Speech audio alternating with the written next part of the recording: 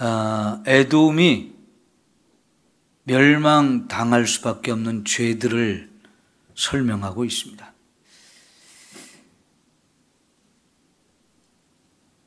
에돔에 너무나 많은 죄악들이 있어서 결국은 하나님이 이렇게 심판하실 수밖에 없다는 거지요.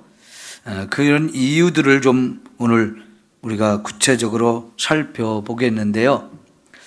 제일 앞에 10절에 보면 내가 내 형제 야곱에게 행한 포악으로 말미암아 부끄러움을 당하고 영원히 멸망할 것이다 그랬습니다.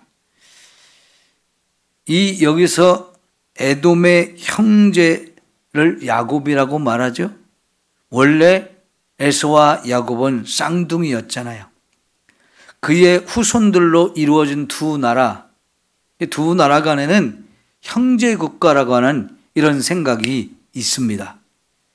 그런데 형제 국가인 남유다가 바벨론의 멸망을 당하는데, 유다가 멸망당하는 것도 참 힘든 일인데 거기에다가 포악한 일을 에돔이 함께 했다고 하는 거지요. 그래서 하나님이 그런 죄에 대해서 심판하실 수밖에 없다는 겁니다. 이런 죄로 인해서 에돔이 부끄러움을 당하고 완전히 영원히 멸절할 것이다 그랬습니다. 영원히 멸절할 것이다. 여기 내가 행한 야곱에게 행한 포악이라는 이 단어가 창세기 6장에서 사용된 단어거든요. 창세기 6장을 한번 살펴볼까요?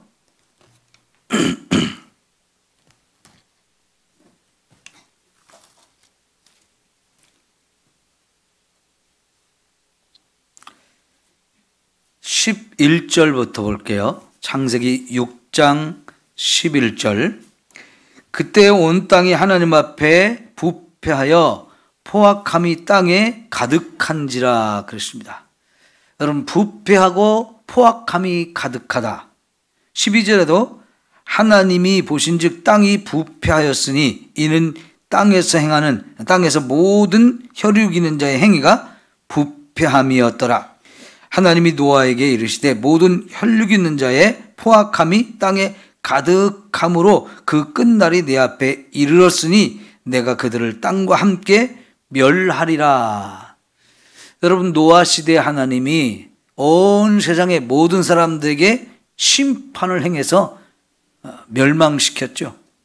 근데 그 이유가 바로 여기에 있는 대로 하나님 앞에 온 땅에 부패하고 포악이 가득하다. 부패하고 포악이 가득하다는 말을 지금 여러 번 반복해서 말씀하고 있고, 이것 때문에 하나님이 온 세상을 다 심판하시겠다 그랬습니다. 이 포악하다는 거, 악이 너무너무 보통 악이 아니고 심각한 악이라는 얘기죠. 그것에 대해서 하나님 반드시 심판하시는데, 노아 시대도 이것 때문에 온 세상을 심판해서 세상에 있는 사람을 다 죽였잖아요. 그런데 지금 하나님께서 에돔을 볼 때도 그런 포악함이 있기 때문에 에돔을 심판해서 영원히 멸절할 것이라고 말씀을 하셔요. 오늘 우리 전도를 오구역이 하셔서 저도 잠깐 나가서 같이 했는데요. 학생들 둘이 이렇게 지나요. 그래서 전도지를 줬는데 학생 하나가 대뜸 하는 말이 악한 놈들은 왜 그냥 두세요? 그러더라고요.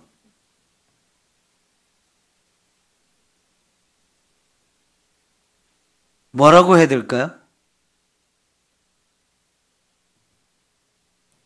그 학생이 악한 놈들이 망해야 된다고, 하나님이 계시다면 그놈들 다 잡아가야 되지 않냐고, 그런 생각이잖아요. 그죠? 네. 그래요, 여러분.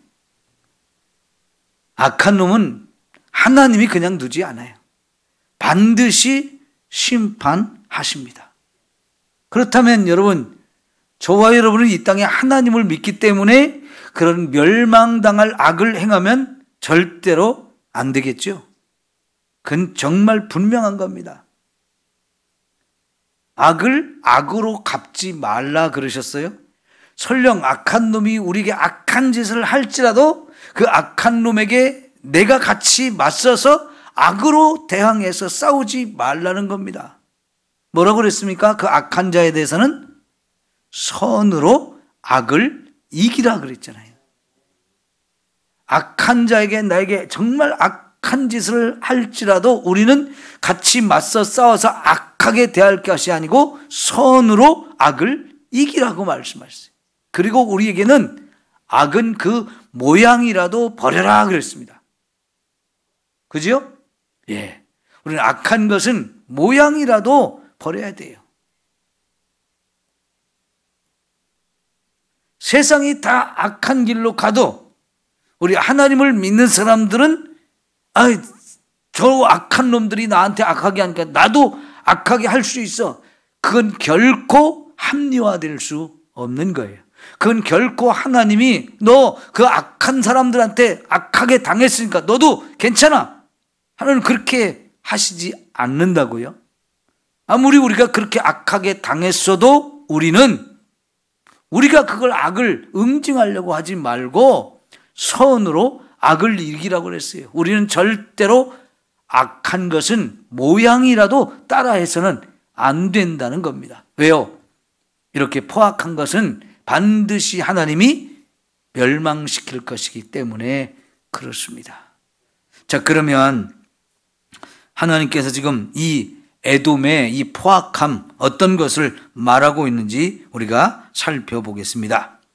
내가 멀리 섰던 날 곧 이방인이 그의 재물을 빼앗아가고 외국인이 그의 성문에 들어가서 예루살렘을 얻기 위하여 제비 뽑던 날에 너도 그들 중 한 사람 같았느니라. 여러분, 지금 바벨론이 와서 예루살렘까지 다 점령을 하고 거기를 멸망시키고 있는데 처음에는 멀리 서서 구경만 했어요. 여러분, 내 형제가 지금 망하고 있는데 그걸 팔짱 끼고 방관만 하면 그것도 죄라는 거예요. 내 형제가 지금 고난을 당하고 있고 지금 망하고 있고 그럴 때는 저와 여러분이 팔짱만 끼고 구경할 게 아니고 그냥 달려가서 도와줘야죠. 구해줘야죠. 살려야죠. 이런 일을 해야 되는데 이런 일은 하나도 안 하고 그냥 멀리서 구경을 하다가 나중에는 이 예루살렘에 많은 외국인들이 이방인들이 들어와서 서로 이것저것 재물을 빼앗아가고 약탈을 할 때 그들과 하나가 되어서 같이 들어와서 약탈까지 했다는 겁니다. 처음에는 방관하더니 그 다음에는 그들과 한편이 돼가지고 들어와서 많은 것을 빼앗아가기에 욕심을 부리고 있는 거지요. 제비를 뽑던 날이라고 그랬는데 이 제비는 왜 뽑냐? 여러 외국의 이방인들을 바벨론이 앞세워서 이 예루살렘을 쳐들어왔을 때 서로 너 뭐 가질래? 뭐 가질래? 이걸 결정해야 되는데 그걸 제비를 뽑아서 결정을 했다는 겁니다. 거기에 이 에돔 사람들도 함께 참여해서 이 예루살렘에 있는 좋은 것들을 먼저 차지하고 그걸 약탈하는데 이렇게 함께 참여한 사람들이 했다는 겁니다. 여러분, 우리 옆에 고난받는 자, 슬픔을 당한 자, 억울한 일을 당한 자, 소외된 자, 이런 사람들을 하나님께서는 내 이웃이라고 하면서 살피고 도와줘야 될 걸 말씀하잖아요. 선한 사마리아 사람 이야기가 바로 그런 얘기죠. 여러분, 예수님께서는 그 얘기를 하시면서 제사장과 레위인은 지금 강도를 만나서 다 두드려 맞고 잔뜩 빼앗기고 이제 거의 죽어가는 상황이 있는 사람 보면서도 무섭기도 하고 저 사람 만졌다는 나도 부정한 사람이 될 수 있다는 생각에 도망가기에 바빴어요. 그런데 사마리아 사람은 그런 것 저런 거 따지지 않고 무엇보다도 이 사람을 살리는 거, 그죠? 이 사람을 살리는 거, 그게 대체 우선이라고 생각했기 때문에 강도가 있는지 없는지 그것도 따져볼 겨를도 없고 어쨌든 이 사람을 살려야 되겠다는 마음으로 가서 보살펴주다가 이대로는 안 되겠다 싶어가지고 자기가 타던 말에 태워가지고 여관으로 가서 그래서 그 사람을 살리는 일을 하잖아요. 내 이웃이 누구냐는 질문을 받았을 때에 예수님이 이 이야기를 하면서 이 강도 만난 사람의 진짜 이웃이 누구냐고 질문을 하죠. 이웃은 많았어요. 제사장도 이웃이었고요, 레위인도 이웃이었지만 진짜 그 사람의 이웃이 되어주는 사람은 사마리아 사람이었어요. 그러니까 예수님의 이 말씀은 강도 만나서 다 빼앗기고 죽어가는 이 사람을 진짜 살리고 관심 갖고 사랑해주는 이 사람이 필요한데 그 일을 하는 사람, 그 사람이 진짜 이웃이고 그게 사랑을 베푸는 것이라고 하시면서 우리가 그렇게 해야 된다. 너도 가서 이와 같이 해라 그랬잖아요. 여러분, 지금 에돔이 그러면 자기 형제 유다가 이렇게 망할 때 구경만 하다가 또 상황이 자기도 한몫 챙길 수 있겠다 싶으니까 뛰어들어가지고 같이 한편이 돼가지고 여기서 약탈하기에 바쁜 이런 모습, 이거는 다 벌받아 마땅한 일이고 하나님의 진노를 받아서 영원히 멸망당할 짓이다 라고 하는 거지요. 여러분, 요즘에 캄보디아 얘기가 참 무섭죠? 얘기 들으면 들을수록. 어떻게 나라가 그렇게 운영이 될 수 있을까요? 그런데 안타깝게도요, 이 세상에는 그런 나라들이 많습니다.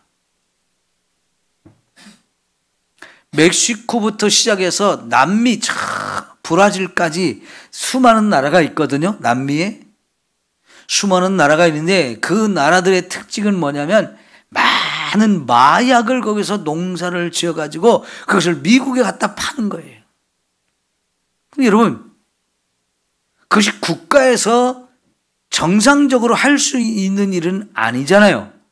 그러니까 국가에서 그걸 하는 게 아니고 수많은 갱단들이 마약을 재배해가지고 거기에 사람들을 막 잡아다가 그 마약을 농사를 짓게 하고 그거에 자기 갱단의 일원이 되게 하고 그 마약 장사를 하게 하고 안 한다고 하면 다 죽이거나 옥에 가두거나 막 고통을 주거나 이런 식으로 하니까요, 거기는 사람들이 울며 겨자 먹기로 안 할 수가 없는 거지요. 근데 그들한테는 그런 마약을 팔아가지고 무기를 잔뜩 사고 있으니까요, 정부도 어떻게 그걸 통제를 못해요. 그러다 보니까 때가 나중에 시간이 지나면 그런 갱단들하고 정부가 다 뇌물을 주고 받으면서 봐주고 이런 일들이 국가적으로 벌어지거든요. 그러니까 미국에서 수많은 마약이 들어와서 미국 사람들 다 그 마약에 중독이 돼가지고 그냥 폐인이 되고 죽어가는 것들을 보면서 트럼프가 칼을 빼들었잖아요. 중국하고 이런 무역 이 관세로 인해서 무역 문제가 심각해진 것도 사실은 중국에서 펜타닐이라고 하는 이 마약의 원료를 가장 많이 만들어내거든요.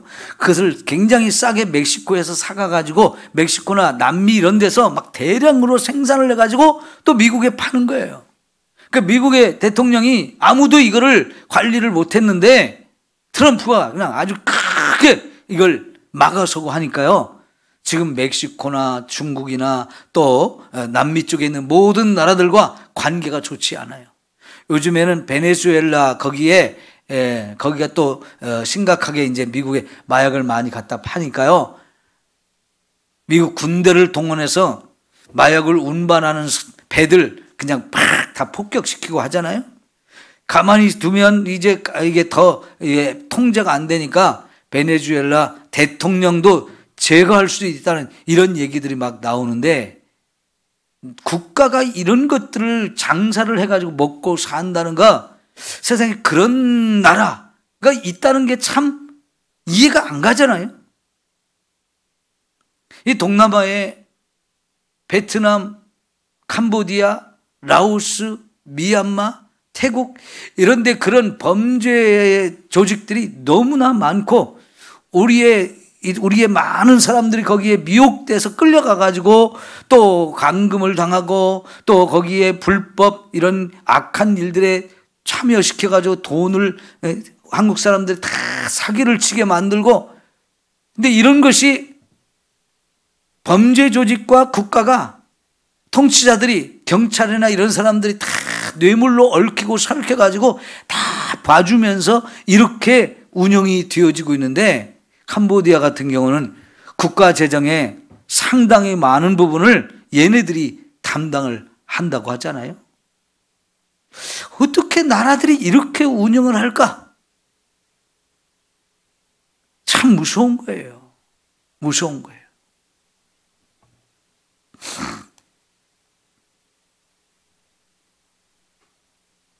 말로는 다 설명할 수 없는 많은 범죄 행위들이 거기에 이루어지는데요. 여러분, 그러니까 지난번에 캄보디아에서 69명인가를 다 잡아왔는데 걔네들이 다 뭡니까? 처음에는 피해자였어요. 거기에 가서 납치를 당하고 구금을 당하고 거기서 막 고문을 당하고 이렇게 다 피해자잖아요. 근데 그 피해자에서 끝나지 않고 그들을 납치하고 구금을 했던 이유가 뭐냐면 악한 일을 시키면서 그들을 통해서 또 다른 사람들의 사기를 쳐가지고 돈을 끌어모으는 일을 하게 하니까 결국은 피해자이면서도 사기꾼이 되는 거예요.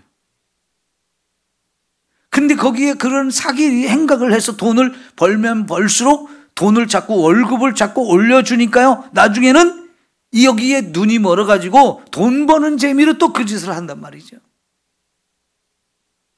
이게 악의 소굴이요. 어떻게 그렇게 심각한 범죄 일을 행하는지, 무섭습니다. 무섭습니다. 캄보디아 같은 나라가 어떤 나라입니까? 예전에 킬링 필드라는 얘기가 있었잖아요. 너무나 많은, 지금의 그 캄보디아 총리 아버지가 훈센인데요. 그 훈센이 40몇 년을 통치를 하다가 그 아들을 총리로 세워지고 지금 한 30년 해먹고 있거든요. 그게 70년 전에 그 땅이 훈센에 의해서 어마어마한 살인이 일어났어요. 국민들 대부분을 죽였어요. 그래서 거기에 관광을 가보면요, 곳곳에 그 옛날에 수많은 사람을 죽였는데 그 해골들을 잔뜩 쌓아놓고 관광객들이 볼 수 있도록 만들어 놨어요.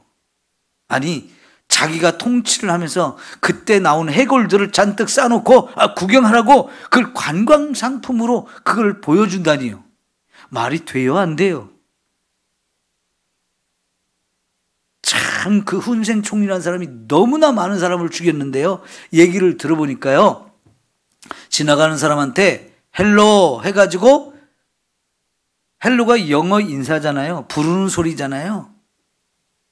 그걸 알아듣고 쳐다보면 저놈은 영어를 아는 놈이구나, 죽였대요. 안경을 써도 안경 쓰는 놈은 조금 공부를 한 놈이야, 그래서 죽인다는 거예요. 그러니까 뭐라도 조금 공부를 하는 사람은 다 죽이는 거예요. 왜? 무식한 사람만 남겨가지고 억압 통치를 해서 자기가 혼자 독재를 하려고 하다 보니까요, 그렇게 많은 사람들 구실을 붙여서 다 죽인 거예요. 학자들, 좀 돈 있는 사람들, 힘 있는 사람들 싹 다 죽였어요. 얼마나 많은 사람을 죽였는지 몰라요. 곳곳에 그런 시체들의 해골바가지 탁 싸놓고 이렇게 장식장에다 탁 진열을 해놨어요. 정말 무서운 땅인데요, 그런 아버지와 아들이 70년 동안 독재를 하다 보니까 돈이 없잖아요. 왜냐면 농사 짓는 거 외에는 산업이 발전할 수가 없어요. 좀 똘똘한 사람 다 죽여놨기 때문에, 그리고 공부도 많이 안 시키기 때문에 국가가 발전하기가 어려워요. 돈이 없으니까요. 중국의 범죄 조직들이 다 캄보디아로 이렇게 도망을 가면서, 중국에서 막 대대적으로 이렇게 단속을 할 때 그때 중국에서 캄보디아로 다 도망을 갔는데, 그놈들이 돈을 가지고 들어가서 카지노라든가 뭐 이런 걸 통해서 돈을 잔뜩 끌어모은 다음에 또 그럴듯한 사업을 벌여요. 은행이다, 무역이다, 또 뭐 부동산이다, 이런 막 사업들을 벌이면서 또 막 구제도 해가지고 굉장히 괜찮은 사람처럼 위장을 하다가 너무 카지노 사업이 번창을 하니까 여기저기 억압이 이제 들어오니까요, 카지노를 못하게 했어요. 그랬더니 그때부터 이제 이런 범죄 행각을 하는, 사기를 쳐서 돈을 벌어들이는 일을 하는데, 그게 그냥 되는 게 아니고요, 다 이렇게 총리나 정부 고위 관리들, 경찰, 군인 이런 사람들한테 다 뒷돈으로 뇌물을 바치면서 하기 때문에 그렇게 성행하게 된 거예요. 여러분, 하나님이 그런 나라들 그냥 둘까요? 하나님은 반드시 그런 악한 자들에 대해서 심판하실 수밖에 없습니다. 오죽하면 고등학교 여학생이 저한테 대뜸 그러겠어요. 그럼 왜 그 악한 놈들을 안 잡아가요? 예? 당연히 악한 놈은 벌을 받아야 된다는 생각이 있는 거예요. 그 학생만의 생각이 아니고 이상 모든 사람들의 마음이라고요. 근데 그런 마음을 무시하고 그런 악한 일을 행하고 악한 일에 사람들을 끌어들이고 또 악한 일을 하게 강제로 시키고 세상이 그렇게 돌아갈 때 하나님이 그냥 두시겠어요? 반드시 심판을 하실 수밖에 없는 거지요. 그러기에 여러분, 저와 여러분, 세상이 그렇게 가도 악은 그 모양이라도 버리라고 하죠. 이 하나님의 말씀을 우리 마음에 새기고, 진짜 저와 여러분은 그런 악한 것에 마음을 빼앗겨서는 안 되고 그런 악한 일에 동참해서는 절대로 안 될 줄 믿습니다. 자, 12절 볼까요? 내가 형제의 날 곧 그 재앙의 날에 방관할 것이 아니며 유다 자손이 패망하는 날에 기뻐할 것이 아니며 그 고난의 날에 내가 입을 크게 벌릴 것이 아니며 내 백성이 환난을 당하는 날에 내가 그 성문에 들어가지 않을 것이며 환난을 당하는 날에 내가 그 고난을 방관하지 않을 것이며, 계속해서 이것도 해서는 안 되고 저것도 해서는 안 되고 하시는데 이게 다 한마디로 다 죄라는 거죠. 계속해서 내 형제라고 말하고 그 형제가 고난을 당하고 환난을 당하고 재앙을 당하고 멸망하는 날이고 이렇게 표현하는데 13절 보세요. 그 에돔의 형제가 되는 사람들을 뭐라고 하나님 말씀하세요? 내 백성이라고 하죠. 내 백성. 사실 하나님이 이 하나님의 백성을 심판해서 바벨론에 망하게 만들었어요. 그래서 바벨론에 이미 망했습니다. 그런데 망한 그 나라를 향해서도 하나님이 여전히 뭐라고 그랬어요? 내 백성이라고 말하고 있어요. 내 백성. 여기에서 우리가 이제 뒤쪽에 가면 여러분 이제 17절부터 마지막 절까지 이 망한 하나님의 백성을 하나님이 다시 회복시킬 것을 말씀하고 있는 걸 볼 수 있는데, 이 17절 이후의 말씀을 하시기 전에 이미 여기 13절에서 망한 나라, 포로로 끌려간 그 백성들을 향해서도 내 백성이라고 여전히 그렇게 보고 있다는 것은 앞으로 하나님이 하나님 백성된 이 사람들을 완전히 없애버리는 게 아니고 다시 회복시킬 것이라는 생각을 우리가 여기서 볼 수 있는 거예요. 하나님이 직접 심판하셔서 망하게 했습니다. 그렇지만 그 망한 나라, 포로로 끌려간 그 백성들, 내 백성이라고 하나님이 지금도 보고 있는 거예요. 그 하나님의 백성들에 대해서 이렇게 공격하고 빼앗아가고 온갖 악한 짓을 한 이 에돔에 대해서, 사실은 자기 형제였는데 형제를 그렇게 사랑하지 않고 이렇게 악한 짓을 한 에돔, 벌을 받지 않을 수가 없다는 얘기지요. 여러분, 그러면 오늘 저와 여러분이 하나님의 백성입니까? 아닙니까? 우리도 하나님 백성이란 말이에요. 그럼 우리가 이 땅에 살면서 우리를 때로는 핍박하는 세력이 있지요?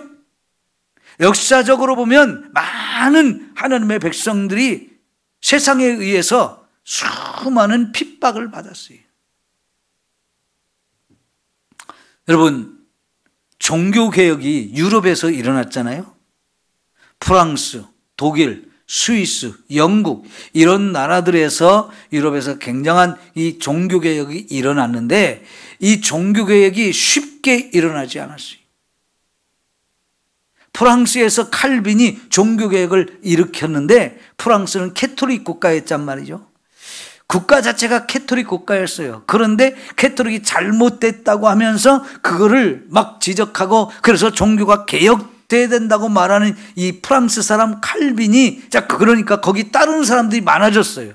그 사람들 위그노라고 하거든요. 위그노. 칼빈을 따르는 개신교도를 위그노라고 하는데 이 위그노에 대해서 프랑스가 대대적인 핍박을 해가지고 많은 사람을 죽이고 많은 사람이 감옥에 갔어요. 그래서 그 사람들이 도망간 곳이 스위스입니다.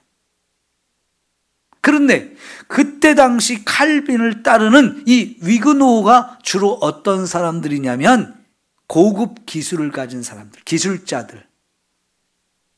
은행을 하는, 돈을 좀 많이 상업이나 은행 이런 걸 통해서 돈을 번 사람들, 또 이렇게 지식이 있는 사람들이 그걸 많이 따랐어요.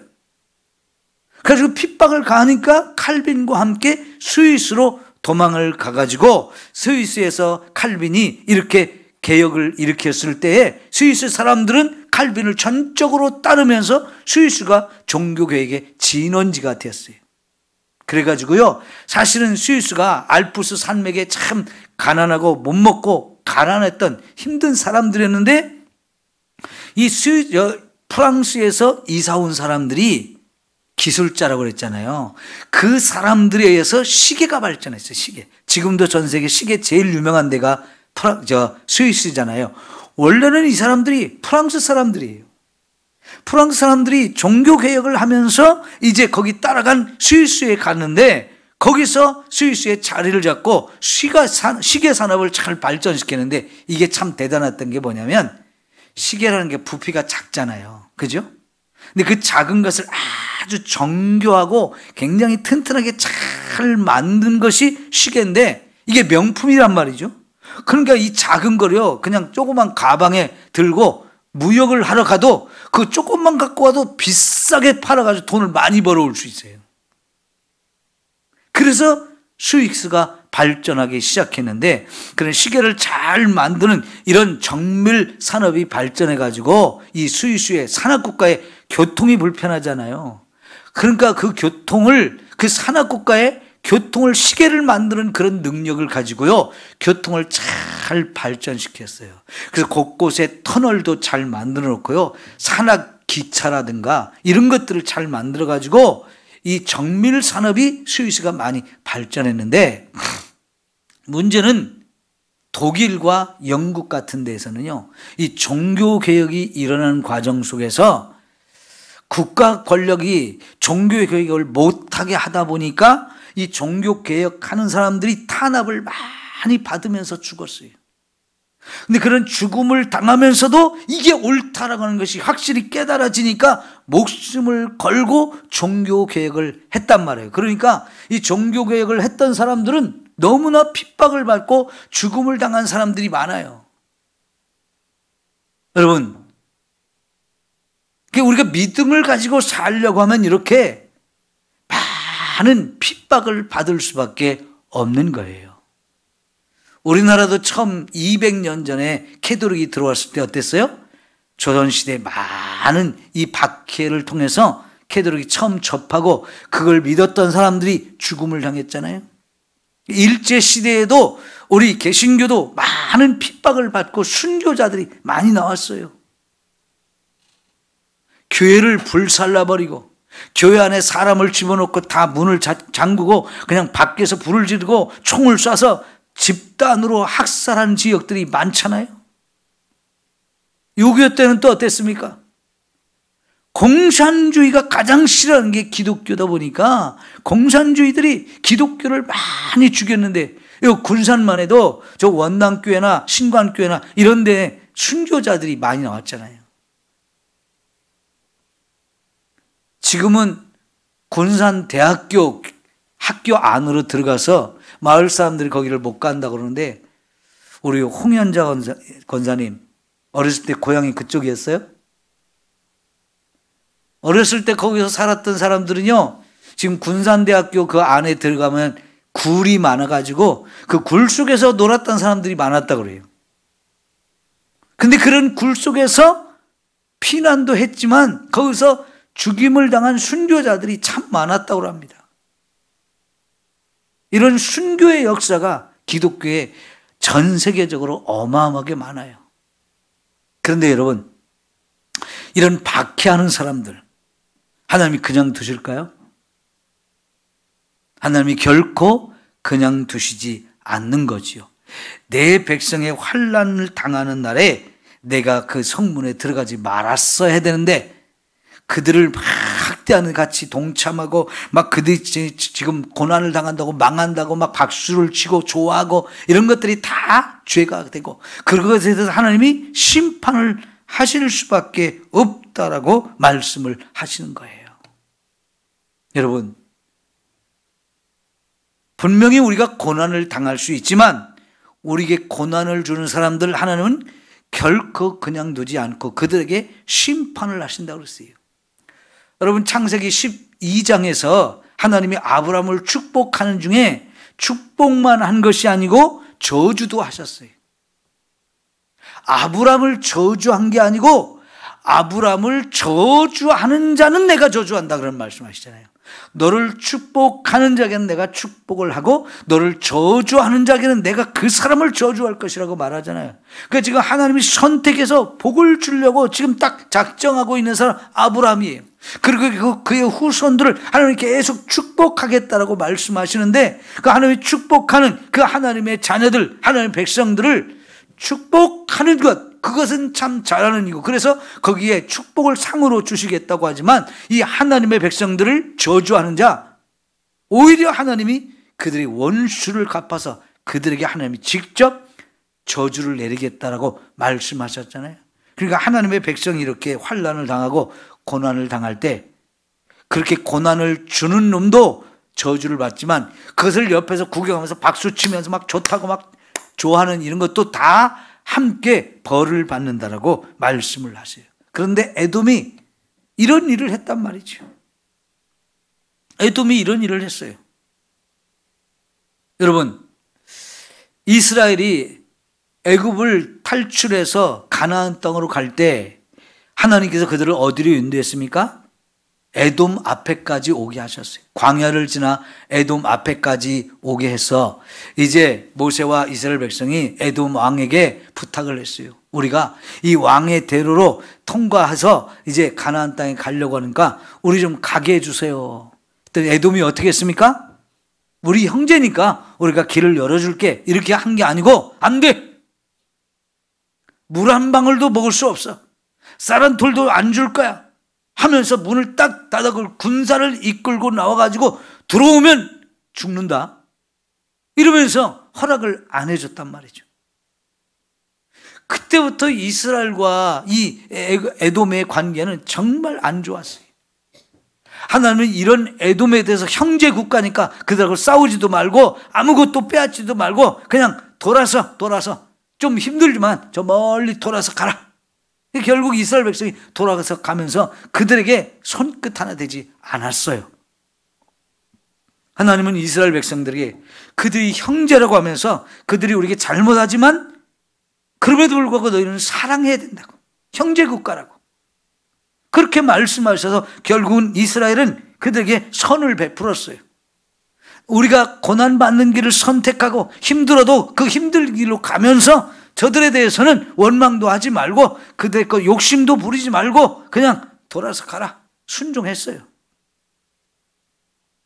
나중에 이스라엘 백성이 가나안 땅에 들어갔죠. 그리고 나라가 세워졌죠. 그런데 또다시 이제 사울 왕 때부터 에돔과 관계가 또 나빠지기 시작해요. 사울 왕 때 전쟁이 일어났는데 사울이 이겼어요. 다윗 때 또 전쟁이 일어났어요. 근데 다윗 왕은 에돔을 깊숙이 쳐들어가 가지고 거기를 완전히 점령을 했어요.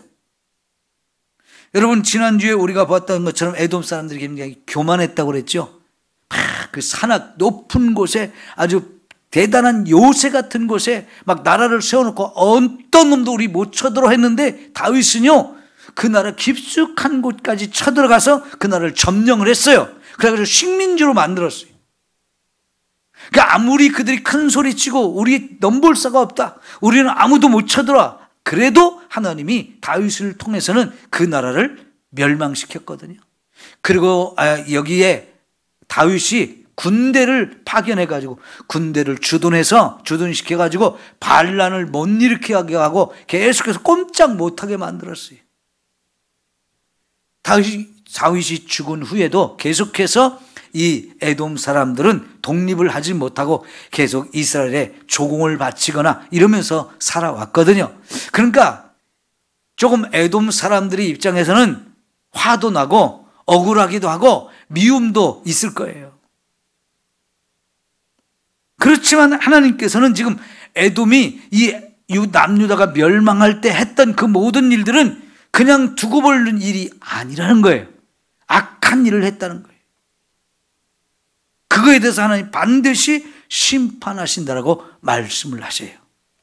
여러분, 우리가 마태복음 5장에 팔복을 말씀하실 때 마지막 8번째가 뭐였어요? 의를 인하여 박해를 받는 자는 복이 있다라고 말씀을 하셨어요.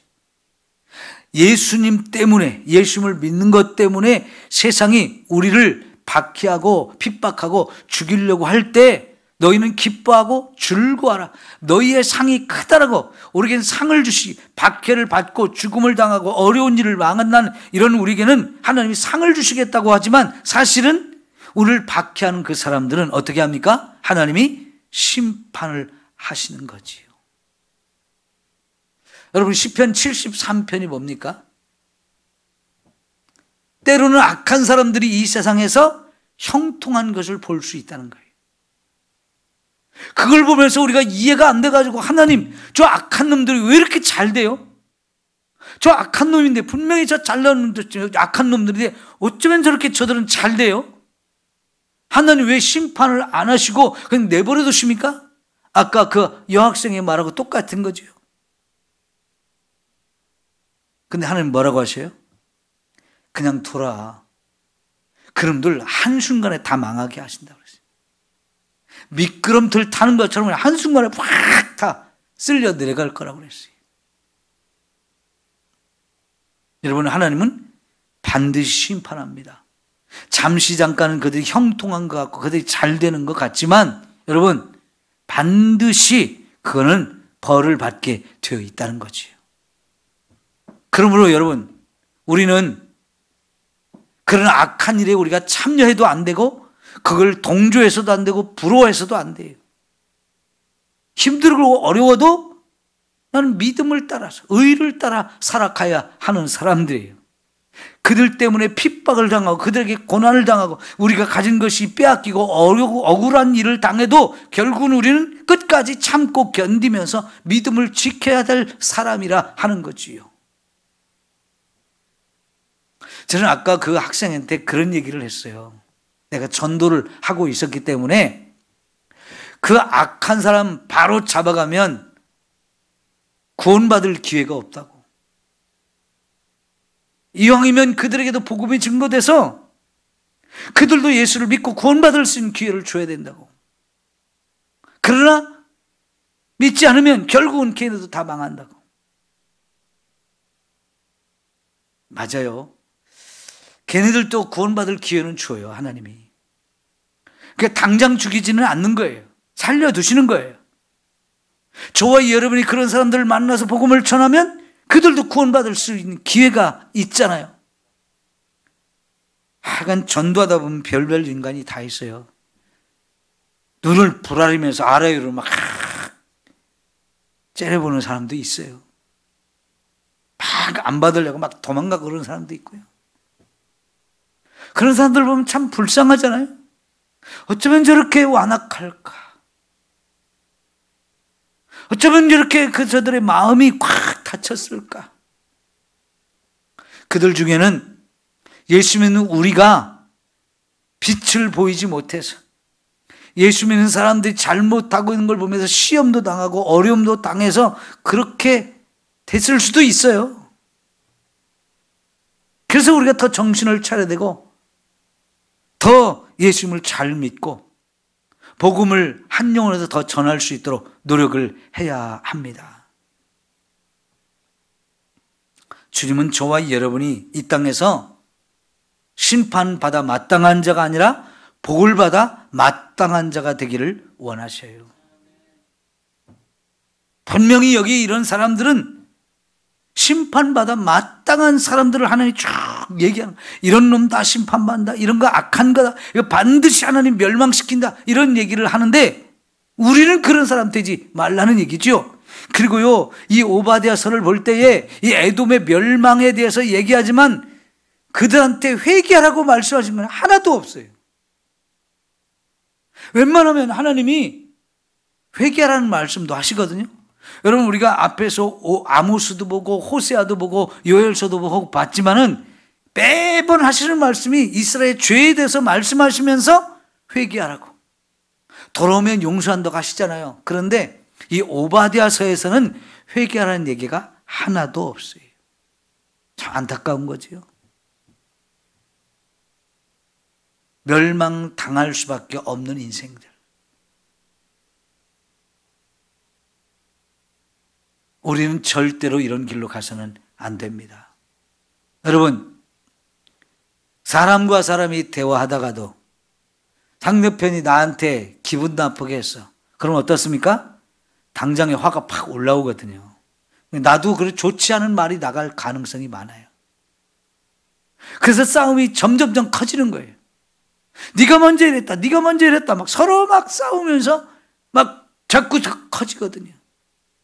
그 순간적인 분노, 이런 것들을 우리가 억제하지 않으면 나도 같이 맞서서 그냥 악을 행할 수 있거든요. 이럴 때 조심해야 돼요. 그럴 때 조심해야 돼요.